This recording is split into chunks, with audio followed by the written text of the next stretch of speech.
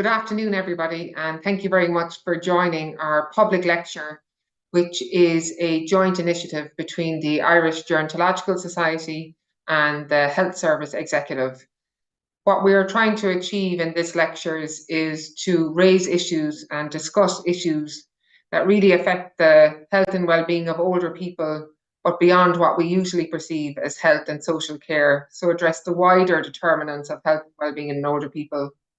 And to this today, I'm delighted to introduce you to a colleague of mine, Dr Colm Byrne, who's a geriatrician working in the matter, who is an active member of the Irish Doctors for the Environment and also a co-chair of their active travel committee. He completed his doctorate on the effects of air pollution and stroke incidence in Ireland through the RCSI. So thank you very much. I will hand you over to Dr Byrne, and afterwards we will have a panel discussion and I will introduce the panel then. So if you have any questions, please enter them in the chat. So thank you very much and enjoy the lecture. Thank you very much, Dr. Byrne. So, and thank you very much to the IGS for giving me the opportunity to speak today on this topic. And I think older people and the effects of climate change can often be forgotten about and sidelined, and it's great to get the opportunity to talk about it today. So firstly, to set the scene, what is happening to our climate and what has happened over the last century or so. So since 1900, as I think everyone would be aware who's listening in, the climate of the Earth has gotten warmer, and I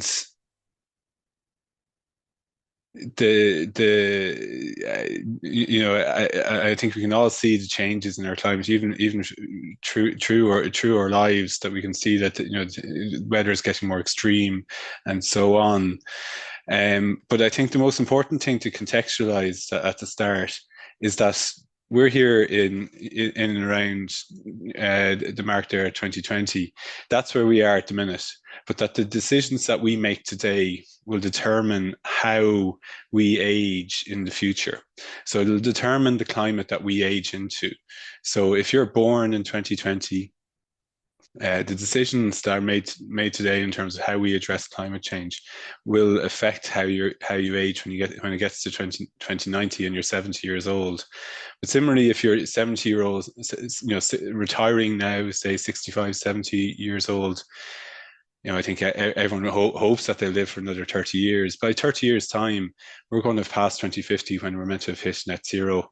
And the decisions, the changes that we make today to reduce emissions will affect, and you can see the different scenarios there, from very high, where we continue our current and runaway carbon emissions, where it's going to just get hotter and hotter and hotter, to the very low, where we would have to take quite extreme measures now, but that it will ensure that we don't get much warmer than it is now. And I suppose that's the decision that we need to make now as a society. How much more warming are we going to be able to put up with, and how that will affect us as we get older into this century.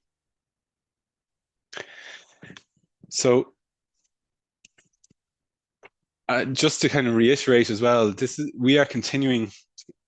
planet is continuing to get warmer. We are continuing to put out emissions, and it is relentless. We are at the warmest point we've ever been since thousands of years. At this point, the Earth has never been warmer, and we can see the effects in increased storms. Only just this week in Dubai, there was a flash flooding incident that was associated with climate change, or more likely because of climate change.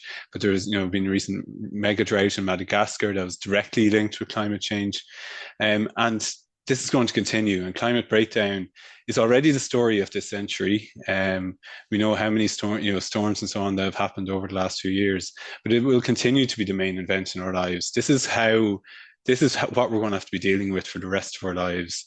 as we all get older, and no matter what age we are at the minute, we are all going to have to continue to be dealing with the effects of climate change as we go on. And this is going to lead to more and more extreme events. And sorry that this doesn't project very well, but basically the top graph, this is from the latest IPCC climate change report, and the top graph is meant to show the globe. And basically, if we want to bring it local to Northwest Europe, we are going to get more heat, more precipitation, but also more drought, because there's going to be more extremes of weather where the rainfall patterns are going to change. So we're going to have more flooding events, but also that there's going to be longer spells where there is drought as well. And we're going to have to be able to deal with that as we get older. And this isn't taking into account what I think scares a lot of people who have looked at climate change in any way, are things like the Gulf Stream or the Atlantic meridional overturning circulation, the Gulf Stream shutting down. If something like that happens, that could completely change our climate, and the kind of Goldilocks zone that we live in now would change to something more akin to northern Canada, and could end things like agriculture in Ireland forever.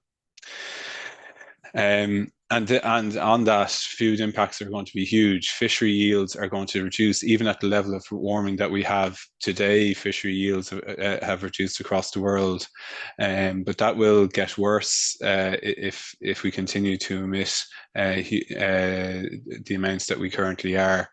And similarly with things like maize and other foodstuffs, just parts of the world are going to be unable to grow these things into the future. And then, in addition, the risk of heat humidity. So when we talk about human survivability, when it comes to heat, there's this idea, it's the wet bulb temperature, which takes into account humidity, and there's parts of the world now where regularly for 100 days or more of the year, it reaches levels where it is unsafe to be outside, and the human body can't cope with that, and that's only going to get worse and worse as we depending on what level of emissions that we put out now, that is only going to get worse and worse. And so, as I said at the start, we are making the decisions now as to what how we're going to age, but also what parts of the globe that we're going to be able to live in, and huge parts across the equator. If we continue on the route that we are at the minute, where we would be up at that 4.2 to 5.4 end, huge parts of the globe, including India, Indonesia, and parts of Africa and South America, are going to be inhospitable. We're just not going to be able to live there as humans, and that's going to have huge global impacts.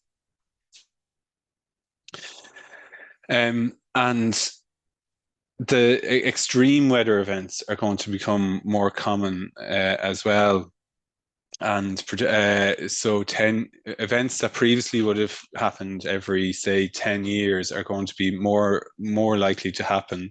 And similarly for events that are happen every 50 years. And these include, as I said earlier, droughts, hot temperatures, and heavy precipitation. And again, if we continue on this route, we're going to see these events at a much higher rate, something like 30, 40 times more likely to happen if we continue on our current course.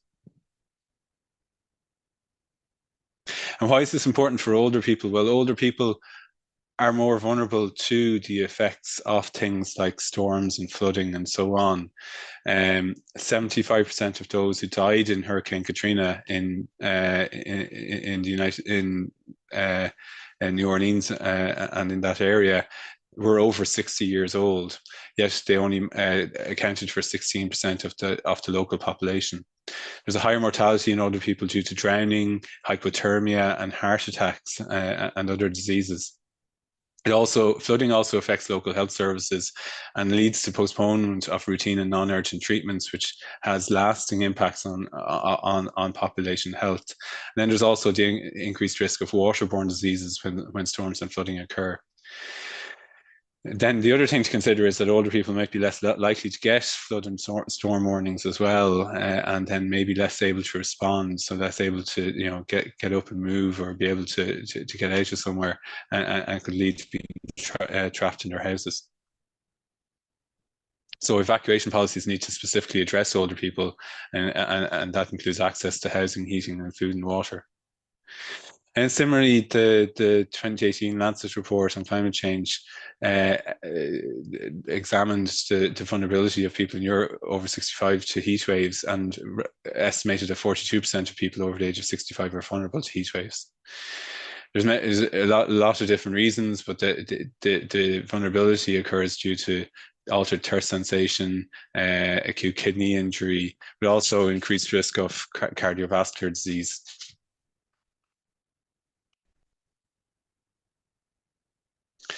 And again, I apologize for the quality here, but this is a quote from a report called "Climate Change in an Aging World" by HelpAge, and this is a quote from a gentleman in Somalia who's a refugee in Kenya, and he says that for the last 3 years, the drought was the worst I have ever seen. I heard of people dying in the area, and I made a decision. We had remained in Somalia, my family would have died. Since the journey, I have had many problems. I can barely stand or walk without my walking stick, and I also have headaches and pain in my abdomen. That's Ali from Somalia, now living in Kenya, and this is going to be a common story that older people are going to be telling as we progress through the century, due to the effects of heat waves and droughts and food shortages and so on.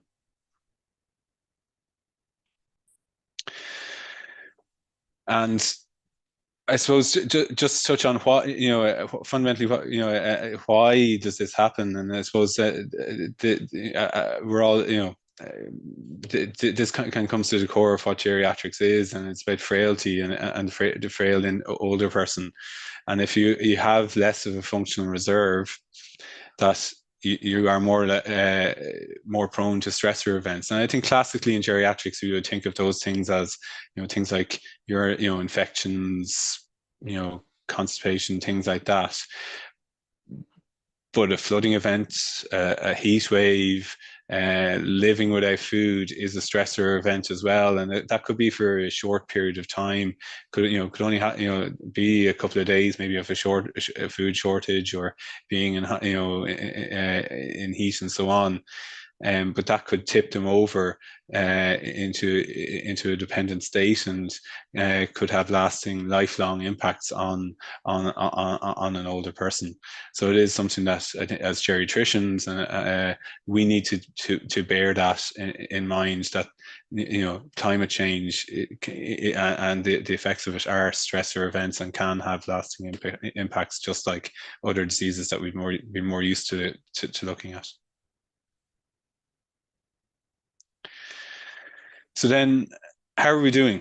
How are we doing at addressing this issue as a world and as a country? Well, this is the country overshoot days. This is from 2022, but it hasn't changed too much, to be honest, in 2024. We are in a couple of days' time, on April 21st. So this weekend, we are going to hit Ireland's country overshoot day, where if everyone on Earth lived like us, the Earth would run out of resources on this day. So we overuse resources in Ireland. Probably it would take 3 Earths essentially to sustain the world if everyone lived like us in Ireland. And it's an important thing to bear in mind in terms of, as a society, how we need to address climate change, and how we need to address our use of resources on this planet, which is a finite resource. And we need to very, very quickly start slashing emissions if we are to have any chance of reaching 1.5 degrees of warming. And we need to do it now. We really need to start doing it now and doing it very, very, very quickly. As you can see from this, any delay rapidly increases the amount of emissions that we have to cut on the way to 2050. And unfortunately, peak emissions are still going up globally. So we are going to have to rapidly decrease our emissions. Probably the target of 2050 for net zero probably isn't going to keep us below 1.5 now. We need to get that by 2040. So we really, really quickly need to start addressing our carbon emissions and reducing them. And how we're doing in Ireland? Well, not much better. We are not meeting our carbon budget. We are not following the line down that we're meant to be doing. We are making some improvements, but nothing near what we need to be doing to meet our own carbon goals. And unfortunately, if it was only climate change, things would be easier. But we have a lot of other things that are coming over the horizon. We have crises with air pollution. We have biodiversity loss, which is probably as big, which is as big an issue as climate change. We have an inactivity epidemic that needs to be dealt with as well as a society. Access to clean, safe drinking water is a huge issue, and even in Ireland, there's huge levels of nitrates and so on in our rivers and in our lakes. Antibiotic resistance, land degradation, and food security are also other issues that we need to deal with as society alongside climate change.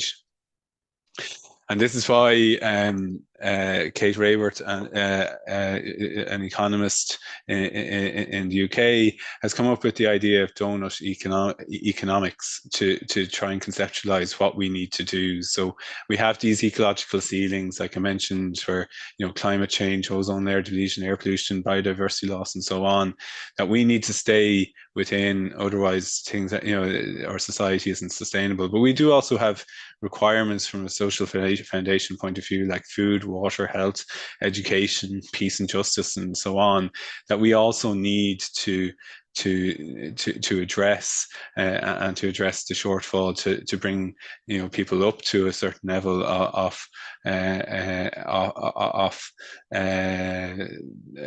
living as well, and so there's this that there's this area, this safe zone where it's a safe and just space for humanity, where those two not competing but coexisting needs are dealt with, and that's the most sustainable way that we can organize our society.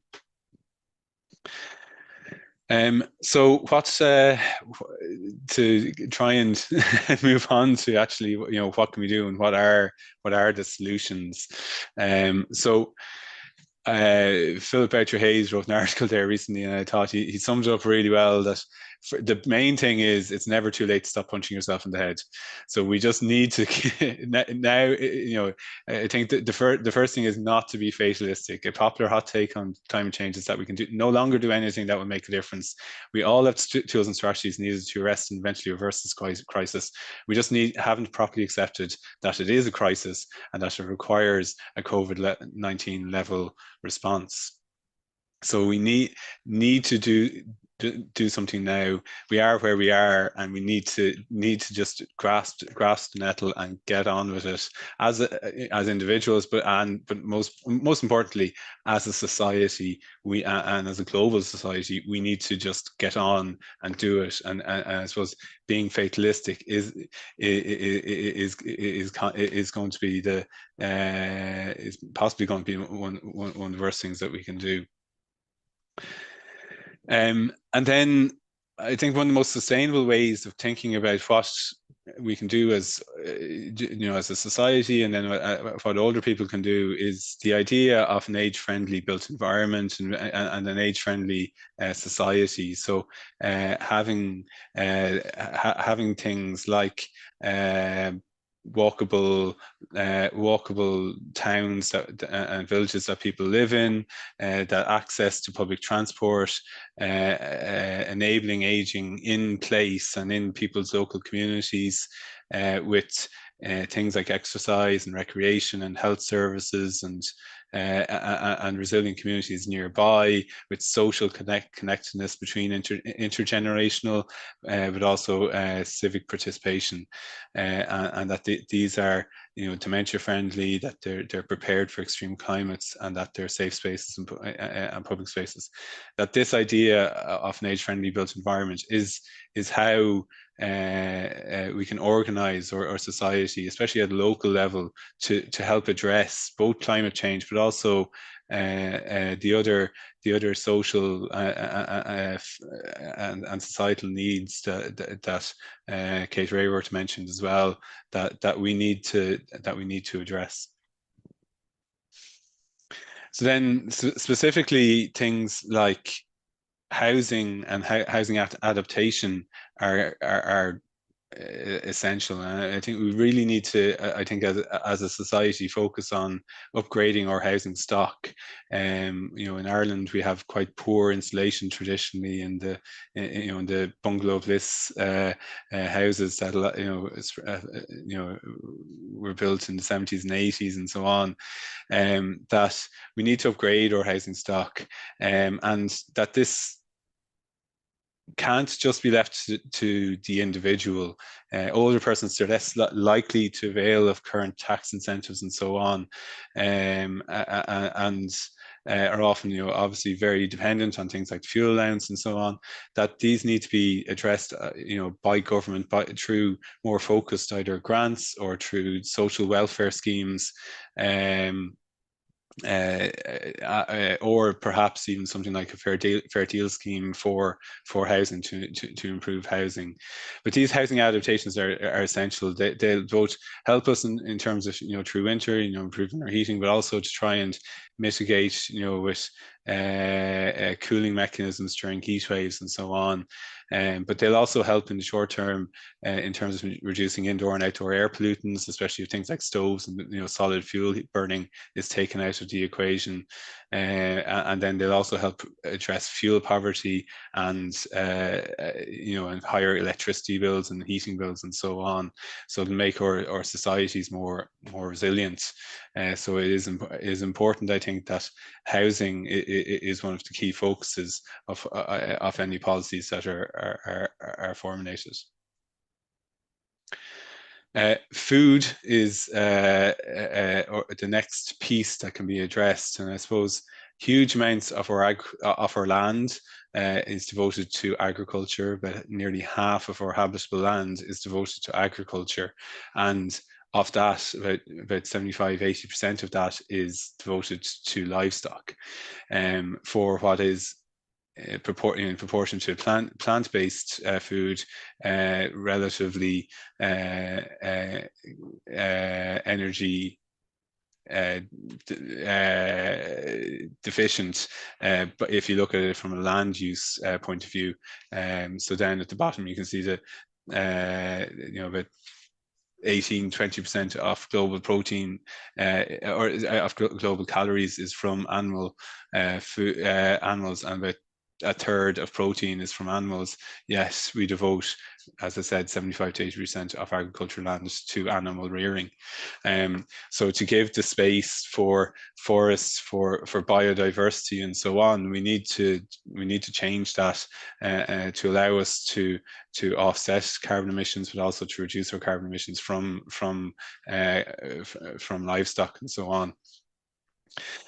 I'm not saying we need to stop eating meat, but we do, as I say, need to reduce it massively. And I suppose there's this idea of the planetary health plate, which balances both a healthy diet, things like the Mediterranean diet, or the DASH diet and so on, but that balances that with climate change as well. And so, the idea that we should be eating more fruit and more vegetables, which is something as health professionals we always say, and then having minimal amounts of animal source foods, such as dairy and meat, and getting more of our protein from plants rather than from meat. And then also that we need to eat in moderation, and then waste not, want not. And this is coming from the Eat Lancet Commission, which in 2017. And this is what a picture of a day's worth of food could look like according to the planetary health diet. So you can see quite small amount, still some meat, but still, quite small amounts of meat and dairy and eggs and so on. But that, most of your protein will come from nuts, from pulses, and so on.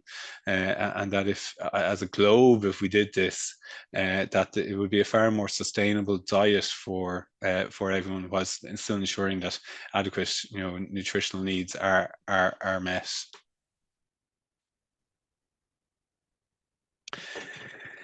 The next thing that needs to be spoken about is flying, and I suppose if anyone who has flown, or anyone who has been on a plane, is in one of the most privileged parts of the world, because most people have never even been on a plane, and so it is a disproportionate activity for richer parts of the world. And I suppose we're an island. I suppose we can't really avoid doing some flying. Certainly we need to think about where are we flying to, how often are we flying, and do we need to fly as well? And certainly in parts of in say France, they've banned short haul flights, and that is something that I think as a globe that we need to think about, and think about how alternatives that we can do.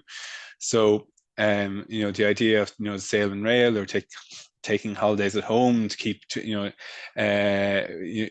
rather than always going abroad, is something that we need to think about, and that'll have benefits for domestic tourism as well, because in Ireland we spend more tourism money outside of Ireland than we do in Ireland, and so this is an opportunity to help put tourism in Ireland on a more sustainable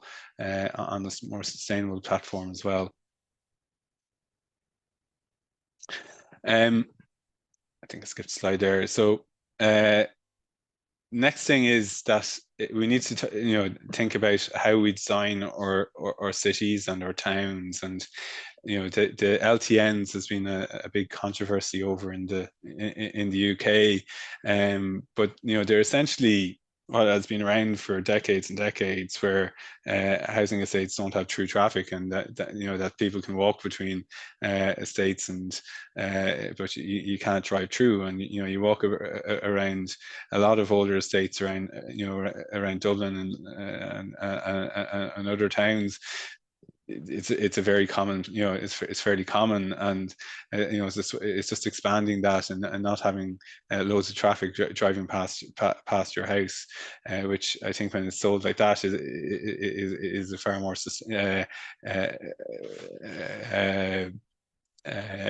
less controversial thing to do. But active travel in and of itself is one of the biggest things that we can do to improve our climate, and improve the emissions that we make, but also improve air pollution and physical activity in the short term. So it is something that would have great short-term benefits to society, as well as the longer-term climate action. And so this report from Lancet Countdown on health and climate change estimates that active travel globally it could save if we increase that that it could save 1.6 million lives due to cleaner air, and then 2.1 million lives due to increased physical activity every year. So it is one of these, I think, one of the strongest co-benefits to taking climate action that can be done. And then there's just paper after paper that shows the benefits of active travel and active commuting over car driving and so on. So this study from the UK showed that cycling had reduce down your risk of all-cause mortality by 41% compared to either driving or taking public transport, if that was your main mode of commuting. So it can have huge benefits in terms of reducing down mortality, integrating active travel into your commute, as older people, even just into your day-to-day activities. So into going to the shops or going to going to activities and so on. Integrating into your day-to-day life will have big impacts on your mortality. This other study, again, study after study, prospective study of bicycling risk of coronary heart disease in Danish men and women, again showed a benefit to cycling in terms of reducing then coronary heart disease. And then how does this happen? Well, it's not just about activity, but physical activity, in particular cycling, may protect actually against the immunological aging process and may improve, may actually help to slow down the progression and aging of people's bodies. And not just cycling but also walking as well is important, and having walkable neighborhoods that people can that are more local and services are more local, just 15-minute city idea. For adults aged 60 plus years, neighborhood walkability had a positive effect on ratings of health and satisfaction with neighborhood appearance, and higher levels of health and satisfaction with neighborhood appearance in turn were related to higher happiness in this age group. So people who live in more walkable neighborhoods are happier, they have more connections with their community, and have better health outcomes. And this is an Irish study led out from a team in TUD. And one of the things is often, I'm too old to take up cycling, or I'm too old to do these things. This is Marie Silk from, at this time she was 79, and it's her friend Mary Farrell over in Galway, and she had found that ordinary bikes weren't an option for her because of hip operations and so on, but she was also finding walking exhausting. So her son Richard got her this tricycle, and her friend too, and it transformed her. She was able to get out and cycle and get out to the shops and so on, and be more active in her society. And her son noted that seeing his mother on the bike brought joy not just to her but to the entire family. And she became involved in advocacy for better cycle lanes in Salt Hill. And here's a photo of her and her family on a protest in Salt Hill for cycle lanes.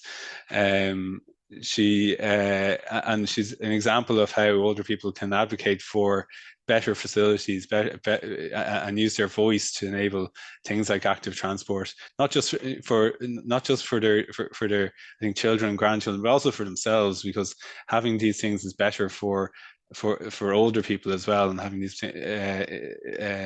not just other generations. And so things like, safe, well-lit footpaths, cycle paths, provision of visibility equipment, encourage and provide a safe environment for older people to use active transport, and also increases mobility and community engagement. So things like I think things like, Dublin bikes, bike sharing schemes, like they should be available on the free travel scheme. We should also be encouraging or giving grants, or having bike libraries and so on, to allow older people to trial things like trikes or cargo bikes, things like that, to help them get around. So we need, having maybe, through the local library, that you can hire a bike, or try things out. That these things need to be done. At the minute, the bike to work scheme is a great initiative, but it excludes people who are on social welfare or on state pension. But so these initiatives should be opened up, I think, to everyone, not just to people who are working, to enable people to be able to participate in active travel, because it has it has global benefits, not just for climate change, but for mortality, cardiovascular disease, and so on, and helps improve health outcomes as well as climate outcomes. Public transport is, I suppose, is something that older people especially really rely on, and it is, and with the free travel cards, that it is, a lot of older people rely on, but it needs to be a lot more accessible than it is at the minute.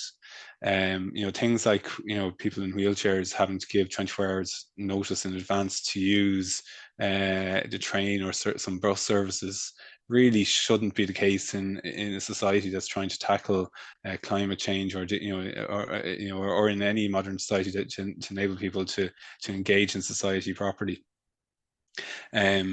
Universal accessibility is key to enable disabled people to access public transport options and reduce their carbon emissions. And so things like bus connects, or new darts that are coming out and so on, need to be fully accessible for people who have limited mobility or in wheelchairs. I do note that the new dart trains that are coming out are going to be fully accessible, but that needs to be rolled out across all the stock, because otherwise it stops people with disabilities engaging in society, and limits their ability to engage with improving climate change, and could lock people into especially if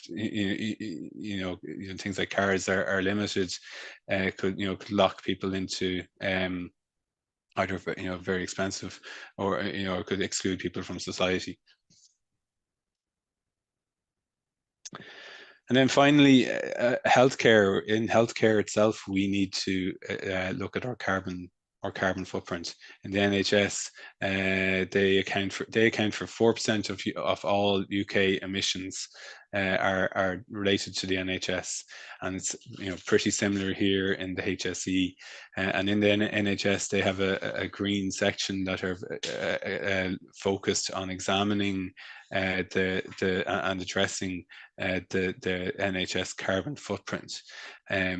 In the HSE, there has been some attempts to do so, and there have been some reports made, but there's no focus, dedicated group within the HSE, and I think that is a huge gap that needs to be addressed. That within the HSE, we can't allow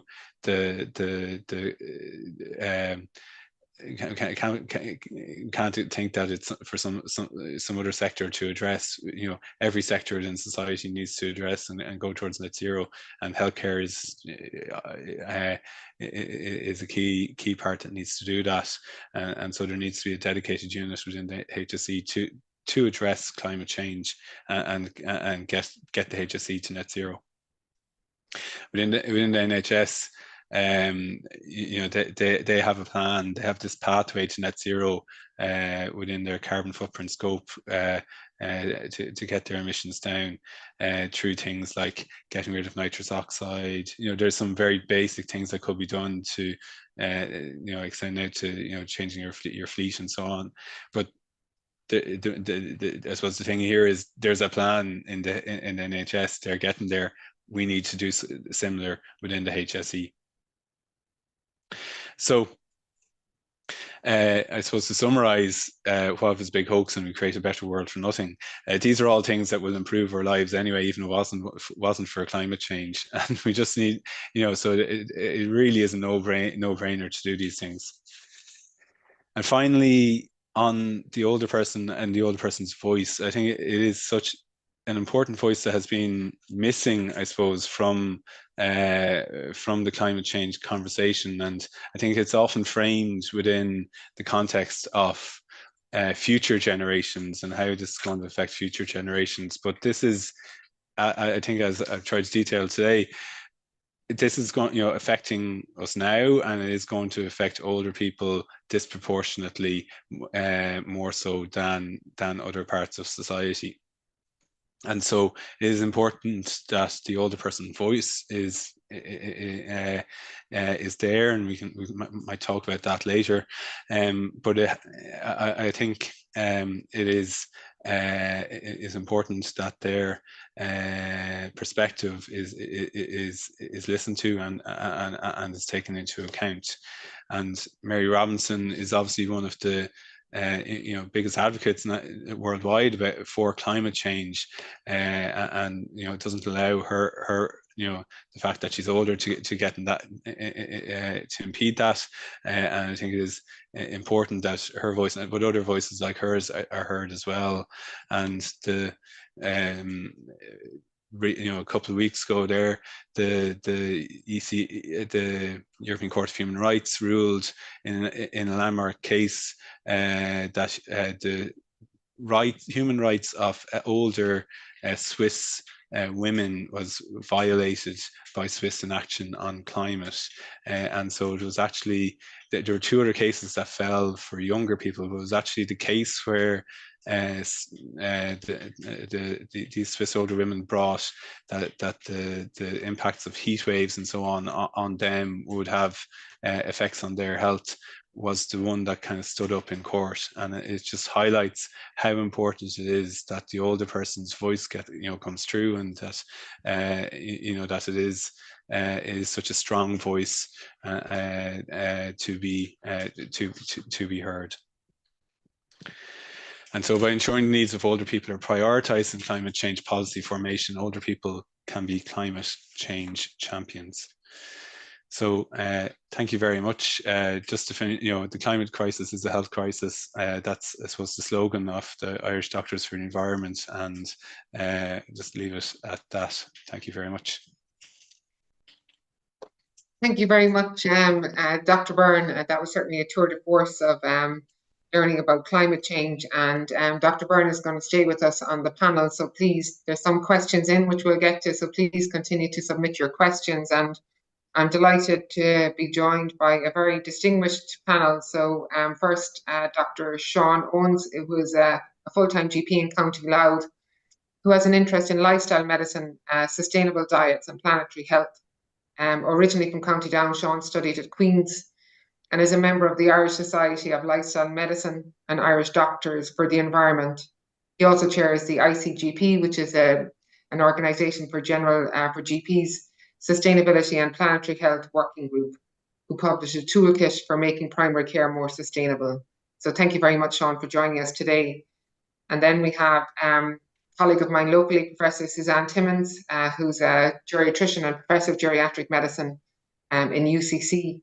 And she is leading the Change Project, which is an alliance to develop kind of micro-credentials on climate mitigation and how we can adapt as healthcare workers across Europe, so that our health service and older people can be more climate resilient. And next we have Janice Morrissey, who's Director of Health Promotion, Information and Training at the Irish Heart Foundation, where she leads national services across all settings, communities, schools and healthcare sites, and also training for members of the public and healthcare professionals. She was also a founding member of the Climate and Health Alliance, which includes all healthcare professionals and advocacy groups on the island of Ireland. So thank you very much for joining us today, and you're very welcome.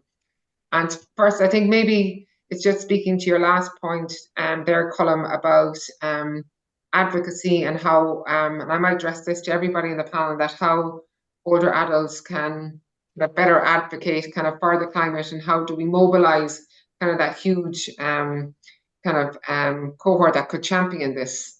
So maybe to you first, Janice, you've done a lot of work in the advocacy area.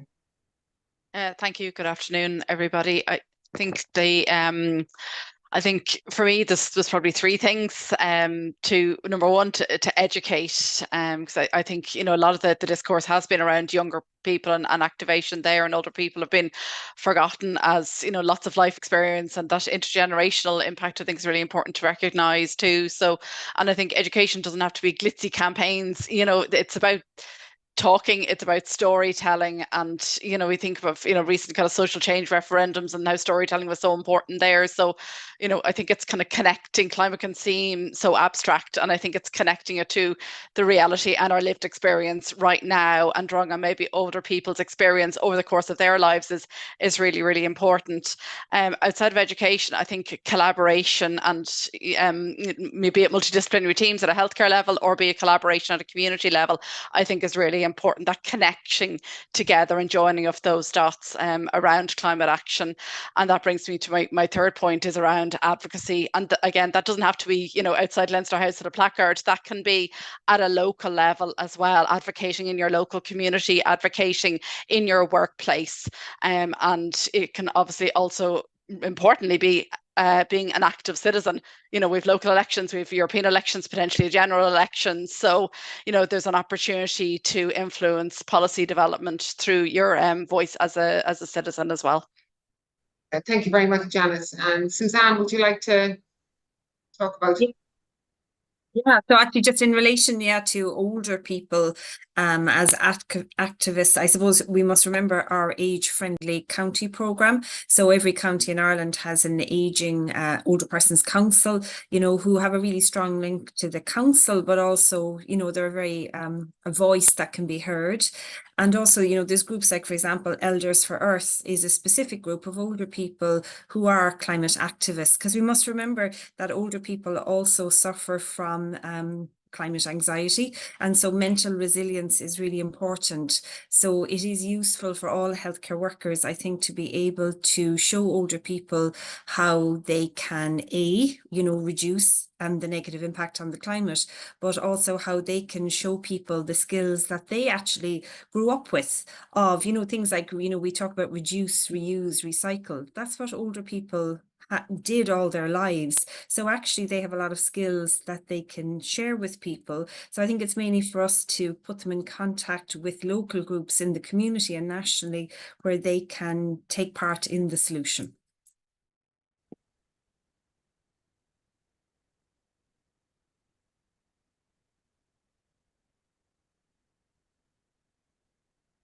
Sorry, and Sean, sorry. There was actually an airplane going over my office causing noise, so that's why I went on mute as we're talking about this. But Sean, sorry. I know. I mean, I think it was me. I think of something there, Janice, about this concept of storytelling. I recall in 2021, I think we went to COP26, a delegation from Irish Doctors for the Environment.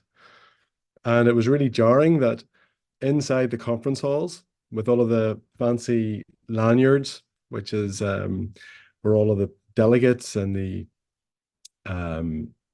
politicians and media were making decisions on all of our futures. And outside were stakeholders that were completely excluded, including ourselves. We didn't get the lanyards. Were children, school children marching. And the other group were Indigenous communities who've been completely disenfranchised. And the climate crisis is all too real for not just island nations, but Indigenous populations, whether it be Australia or the tundra. And they were there to say, well, you know, not only are we being forcibly removed by nature, not only is this not a just issue, we have knowledge that you know, how you live in harmony with your natural world, and I think it's very humbling that we don't ask for their advice. And the technology of Indigenous populations is actually what Janice talked about, storytelling. And that's something we're really doing very poorly at the minute with social media. And I'm always think that this idea of bringing digitalization to older people is a double-edged sword, because I think it comes with it isolation. What comes with it a distortion of one-to-one storytelling or community-based storytelling, and I'm sort of not quite sure about it. So storytelling, community resilience, and shared values, these are the technologies of Indigenous people I think we're going to need going forward. So all of our climate action plans are about seawalls and about biofuels. But the one thing we don't talk about enough is community resilience. And to answer your question, Emer, a focal voice in any community is our elders. So I think they have a huge role to play in informing us about these often forgot about technologies, such as storytelling and so forth. Yeah, it's really interesting actually, just about the digitization there. And I might stay with you, Sean, actually, because Dermot has put in a question. And I think that oftentimes people find that maybe not so fatalistic, but that it seems futuristic, that your own kind of contribution to climate change and that. And Dermot put in kind of like that he's doing all he can. And I suppose just from your kind of like your own kind of personal and professional kind of experience, Sean, what can people kind of personally do that will kind of affect climate change, but also improve their health, as Colm talked about, so something that's more tangible to your day-to-day, as opposed to, not going on the flight once a year, I think that people can connect to. Now, I answered Dermot's query there and said, well, it might seem quite small to change your personal actions, but there's a ripple effect at a community level. I mean, there's a lot we need to do at the level of policymakers. And I think as healthcare professionals on the call, we are amongst the most trusted in society. A real sign of the times that the various Ipsos polls usually routinely rate politicians and the media as the least trusted in society. So that's not that's not good. I wish it wasn't the case. So we have patient contacts. I'm talking about healthcare professionals. We have a trusted role in society. We meet people at their teachable moments, and that's when we can advocate for the big ones that Colm outlined, which is active transport, which is plant-based diets, which is a reduction in burning of smoky fuels. So I really wouldn't be involved in climate action at all if it was that part of it was controversial. From a healthcare point of view, these are penalty kicks. There's really no safer bet in terms of evidence-based health decisions than to eat more fruits, vegetables, nuts, beans, greens. There's no safer bet that I know of in terms of grade 1 level A evidence than to get moderate to vigorous exercise routinely. But I suppose what Colm's talking about there and what Paris have done is they've engineered this into people's daily lives. I think what we really need to do next is to engineer healthy and sustainable diets into people's lives rather than the shame, blame, stigma cycle where we allow a toxic food environment and then blame people for not being healthy. It's really a systems issue, Emer. Thank you very much, Sean. And there's been another question in from Smith, just talking about vulnerable older adults, for example, those in nursing homes. So, how are they kind of, I suppose, Suzanne, if you could just talk maybe about that cohort and what kind of those individuals can do, and also the organizations in which they're living, how they can prepare kind of for climate change. So I'm glad that we've come to this, and obviously climate mitigation, trying to reduce future problems is core, but actually healthcare also at the same time needs to think about climate adaptation and resilience, which is accepting that the climate is going to be different. We are going to have more and more severe weather events, flooding, storms, heat waves, where older people will have health problems, but also the healthcare system will be challenged to provide care. So where we cannot get out to the vulnerable older person who lives on their own, where the patients in, say, residents in a nursing home or people in a hospital may become extremely hot You know, so even in my own hospital, I often see in the summer, you know, people who are next to the windows. They're lovely big windows, they're a great idea, but actually the people are overheated, and I spend a lot of time pulling curtains and giving people glasses of water. So we need to think about this, you know, we need to think about our environment when it's going to be incredibly hot, when it's going to, we can't get out to people in their homes. And so I do want to introduce the Change Project, where we are developing micro-credentials for healthcare professionals and healthcare workers in climate adaptation. So in risk assessing where you work and the clients you work with in terms of their particular vulnerabilities. So it might be a home care worker who has to go out to 10 people on a given day. If you cannot get out, what will happen to those people? Who's going to give them water during a heat wave? Who's going to check their sugars if you were the person who should be doing that? And then in terms of, say, our maintenance and, you know, kind of engineers, are we designing our future buildings for the kind of climate that we're going to live in? So, you know, I think we have to think about, as I've said, adaptation hand in hand with mitigation. And as healthcare workers, we have spoken about the particular voice we have. People trust us, people listen to us.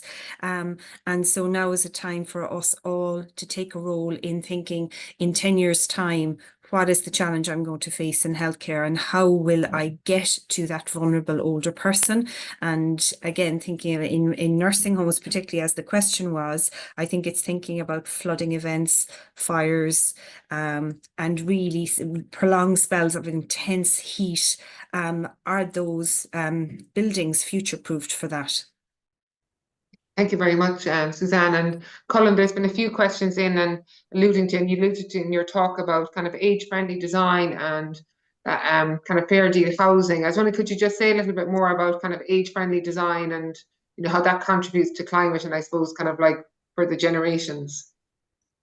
Yeah, I suppose so. You know, the key thing about age-friendly design is keeping people in their own homes or keeping them in their own communities where they have already got the networks, the resilience, you know, to, as you know, both help with, you know, live in, you know, a more local way, but also, as Suzanne said, you know, to adapt as well, you know, to that they have communities so they know their neighbour, that if, you know, there's a drought they can knock over, you know, and someone will help them get water and so on. So it's about living, being able to live within your community that you know.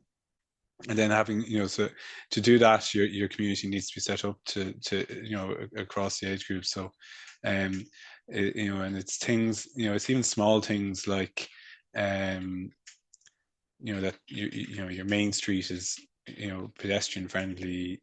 There's seats, you know, there's trees, you know, to help cool down the streets through summer, and to maybe help mitigate with some, you know, some flooding and things like that. So it's about how it's difficult because you know, I see some of the questions coming through.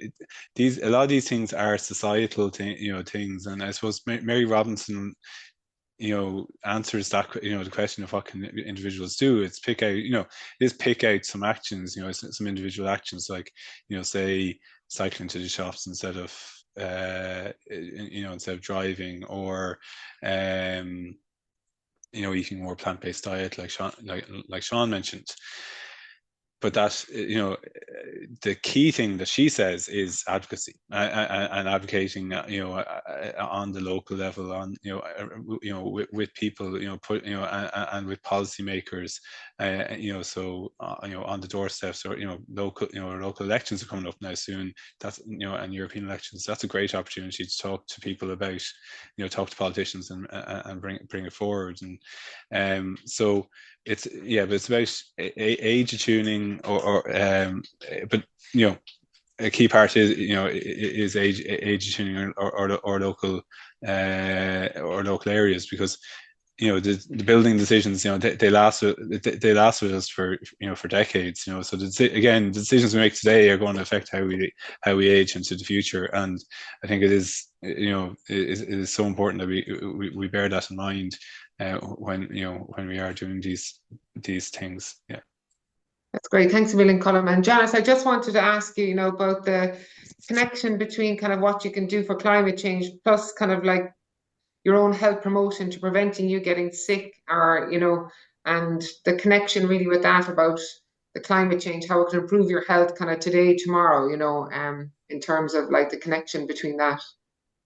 Absolutely. I think as Colm set out, there's you know, what's good for your health is good for the planet, and there's so many win-wins, you know, be it around you know, a more plant-based diet, or around a more active lifestyle, or around, you know, better insulated houses, or improved air quality in a community. They all have that dual you know, benefit, and that's really the cornerstone of why the Climate and Health Alliance was established, was to collectively come together as healthcare professionals to shine a spotlight on, you know, the interplay there, that, you know, health is often the forgotten voice in the climate conversation and discourse. So, and I think it's really important, the points coming out as well around the need for system change, that a lot of the you know, the messaging, you know, from policymakers has been around individual action, and yes, that's important, but ultimately we do need kind of that brave political decision making, and we as citizens need to support that brave political decision making as well around,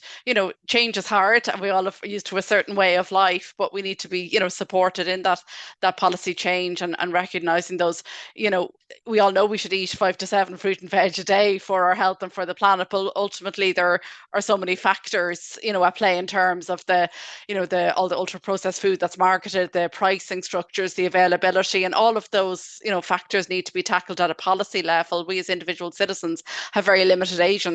So, you know, that while there's huge overlap between the benefits of policies to improve health and climate, ultimately a lot of them are down to you know, to government action. So it is really kind of back to advocacy and calling for changes at a local community level as much as at a national level as well. Thanks, Janice. And I think, you know, a lot of kind of like, even reading through the questions there, you know, there is, and I know from my own mother, myself, she would talk about the climate change and her worry. So there is an element of anxiety there, particularly around older people for their grandchildren, you know, and I think it's clear kind of from everybody speaking today that we're talking about that every little bit helps, and it's about kind of that kind of aggregation of all those efforts that can make, but is that anxiety, like, is, you know, how do we kind of balance that, I suppose, the kind of encouraging the advocacy and people to do things, but obviously there is an anxiety as well, which can also have a detrimental effect. Maybe Suzanne, could you? Yeah, so I think we have to look at what makes people anxious. It's usually kind of a feeling of lack of control and not knowing what to do. So I think when we give people practical solutions straight away, that reduces anxiety. So I think it's important we move away from any blame of older people, because sometimes you get the feeling that there is that feeling that people think, well, it's the way you lived your lives has now the planet in the way it is now. So we need to be blameless, and we need to think of, for older people, giving them practical solutions we've talked about in their day-to-day lives, you know, making sure that people are hooked into local networks where they can make a difference. And again, I would really, you know, say the age-friendly community and age-friendly county kind of process is a very good place for anyone to start. You know, but it's local advocacy, as we've said, people knowing that it does make a difference. You know, if a few people go to a local supermarket and say, we don't want huge big packets of things, we want less packaging, you know, that makes a difference. It doesn't take that many people to say the same thing for shops to start to change things. So for me, it would be giving people practical things that they can do, and local people that they can meet with, and straight away, the minute you feel you're doing something to solve the problem, I think anxiety levels then automatically reduce. And again, to remind people that we talked about the co-benefits of cycling and walking, nature, getting out in nature automatically will reduce your anxiety levels. So by people getting out more outside of cars, you know, walking, cycling, and being out in nature, it also automatically will reduce their stress levels.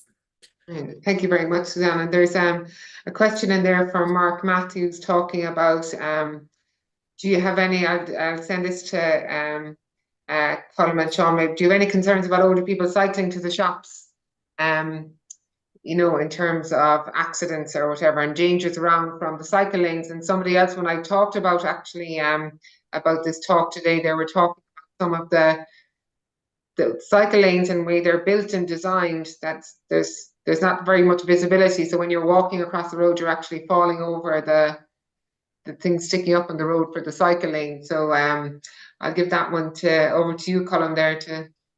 Yeah, you know, I think there's a lot of I suppose poor quality cycle lanes that have been built, and you know, they're I think things are getting better with new cycling manual, but it is, you know, things like red tarmac and so on can help improve the design and help with visibility. You know, it's simple things like that, contrast and so on, to improve visibility can make a big difference. But in terms of, am I worried about older people cycling? I'm more worried about them not cycling, not being active, not getting out. You know, like that. You know, I think we all are. You know, like exercise is the best thing you know older people can do to help their health. And you know, I'm more worried about them being in the car.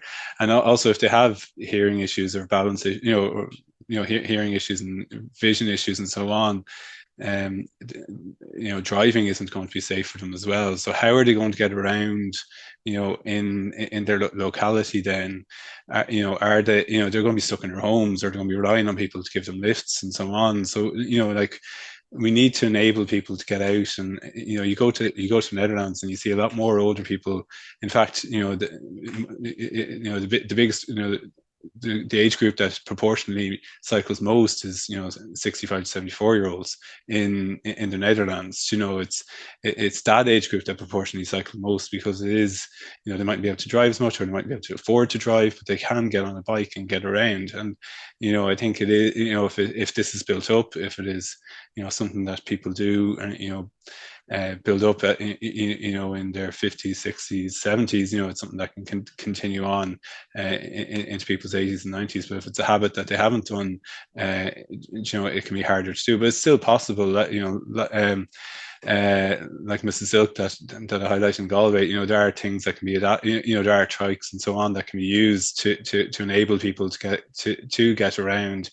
If the cycle, you know, if the, you know, the environment is safer, if you know, speed limits are lower, if you know, the cycle lanes are of sufficient size and sufficient quality, you know, you can enable people to get around. But you know, it's about how, you know, what's the alternative? You know, otherwise people are stuck in their homes and are isolated. You know, and we don't want that. We want to get people, you know, people out and involved in society. And yeah.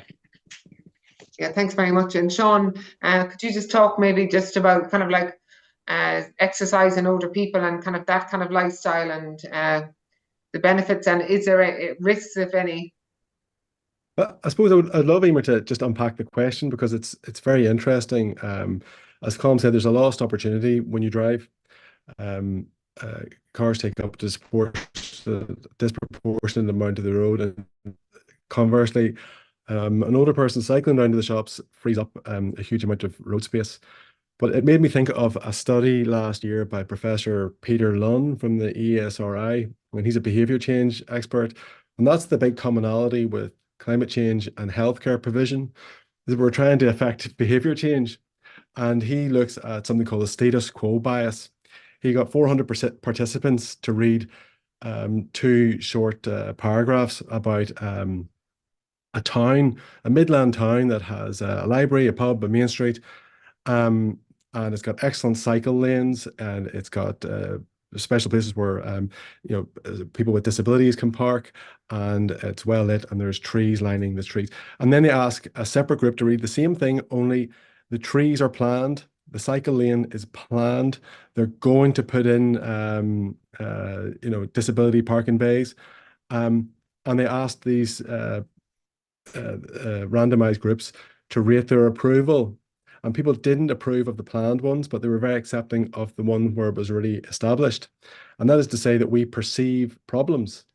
So if you go to somewhere like the Netherlands or Paris now, you will see elderly people cycling around without an issue. Now, They've engineered it that it's safe, it's practical. They've supported people buying bikes and moving away from their cars, and they've taxed the SUVs, of course. So there's been some policies that have enabled that, but there's no, that wouldn't be a question that's raised there because it already happened. So we perceive risks and we negate. At the other end of the spectrum, inside a generation, most children are left to the school gate in a car. So there was no risk there. We've kind of imagined it, as it were. So I just think that there's perceived risks that don't take into account the opportunities lost with cycling. Very good. I'll put the paper. And just from the health promotion side, Janice, is there anything just you'd like to add to that in terms of like kind of exercise and I suppose throughout the lifespan, but I suppose for Absolutely. people Yeah, and I suppose we see, the national data demonstrates there's a huge, fall in the levels of physical activity as people age. So, it's to normalize an active lifestyle, that like activity is not something for children and young people and young adults. It's really important across the life course. So I think being facilitating older people to be out cycling and normalizing that within the local community, I think is a really important part of this as well. And that's advocacy, like that's demonstrating leadership in your local community. It's advocating with your local politicians around having access to safe walking. It's not all about cycling, even just like safe walking routes as well. But I think there's been so many nice examples, particularly in the COVID times, where there were pathways that were built out, or temporary cycle lanes, and they've been used. So there is a case of build it and they will come, and it's about supporting politicians to make those changes. And there may be vocal minorities against those changes, but we need to kind of step up and support politicians to make those permanent changes for the betterment of all. Yeah, no, absolutely. And I think it's kind of really clear today from the discussion, I suppose, and even thank you very much, Sean. You're responding to questions there in the chat. I'm never able to multitask and do those things at the same time. So thank you very much. That it really kind of seems, and what's coming out even from Bridette there is, the communities in which we live, and I suppose in how they're designed, seems to really be one of those kind of like critical things for climate, for health, for storytelling, like you were talking about earlier on. So, it's a bit like what you're kind of one of your last slides there, Colm, like that it's a bit of an own goal, kind of like climate change is actually, there's so much other benefits kind of when you're advocating for that. And there is something about maybe kind of like having that kind of broader kind of societal kind of like conversation around it, and again, is there, I suppose kind of in terms of kind of like just closing up or whatever, we've talked a lot about the advocacy, and I know, Suzanne, you mentioned, and maybe I'll mention it again, and we will circulate to the audience just, advocacy groups, but, in each of the local authorities, so each in council that is around Ireland, every council has an older person's council through Age Friendly Ireland. And certainly that's a good kind of forum in which to kind of influence kind of things that happen across kind of then the world, kind of the county or the city in which you live in terms of like housing, transport, climate, healthcare and access and everything like that. So through Age Friendly Ireland, there is those councils. So we will give the links to those and how to contact them. But again, it's maybe just to kind of close up today again with just some key messages to kind of the older adults who've been listening in and the people who work with them every day, just in terms of a key message from today, kind of going out to the audience in terms of what you can do, kind of, I suppose, at that wider societal level, including the climate. Maybe that's kind of a big brief, but anyway, I'll start kind of like with Colm, since you started us off today. So I think I think Mary Robinson's message is is a great message. So there are I saw some people say how I think it was Valerie about how her son's doing a lot and she maybe feels that she's not doing enough or something like that. I think there's only so much that we can do, and so you pick small things like maybe changing your diet, eating more fruit and veg, and being a bit more active, and replacing car journeys and so on, and do those small changes. But then so many of these things are fundamental societal things that that our society is designed to encourage us to eat fast food, to drive and so on, and that these things need to change at a society, at a societal level. And so I actually would encourage that there are local and European elections coming up, and I think it's something that to bring up at the doorstep, and about how as I kind of alluded to during the talk, how we can have co-benefits to improve climate change, but also improve where we live, and ultimately age better within more climate-friendly societies. Thank you very much. Or maybe I should have gone to you last when you're finishing with Mary Robinson, but anyway, that's good. So, Sean?